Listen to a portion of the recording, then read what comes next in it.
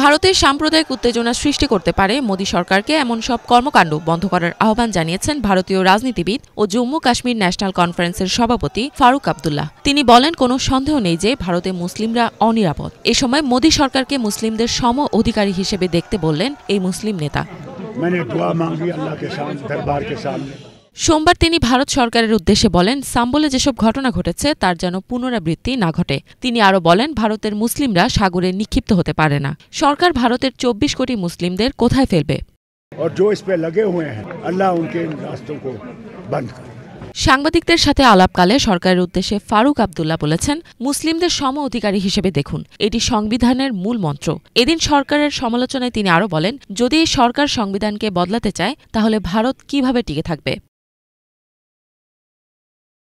সম্প্রতি উমরা পালন শেষে মুসলিম নেতা জানান, তিনি পবিত্র জায়গায় কেবল কাশ্মীরের জন্য নয়, সারা মুসলিম বিশ্বের জন্য প্রার্থনা করেছেন। তারা যেসব সমস্যার সম্মুখীন হচ্ছেন, আল্লাহ যেন তাদের এই সমস্যা থেকে মুক্তি দেন এবং সঠিক পথে নিয়ে যান। তিনি আরও বলেন, আমি প্রার্থনা করেছি ভারতে ছড়িয়ে পড়া ধর্মীয় ঘৃণার যেন সমাপ্তি ঘটে। 10 বছর আগে ভারতের বারাণসীকে নিজের নির্বাচনী এলাকা হিসেবে বেছে নেন নরেন্দ্র মোদী। ভারতে উন্নয়ন ও দুর্নীতির বিরুদ্ধে লড়াইয়ের প্রতিশ্রুতি দিয়ে বিজেপি ক্ষমতায় আসার পর এই পার্টি এখন ভারতকে একটি কট্টর হিন্দু রাষ্ট্রে পরিণত করার চেষ্টায় মত্ত। বিজেপির উগ্র হিন্দুত্ববাদী নীতির কারণে ভারতের সংখ্যালঘুরা এখন ব্যাপক অনিশ্চয়তায় ভুগছে। এই বছরের মে মাসে সিএনএনের একটি প্রতিবেদন অনুসারে বারাণসীর মুসলিম সম্প্রদায়ের অনেকেই মোদির পুনর্নির্বাচনে ভীত।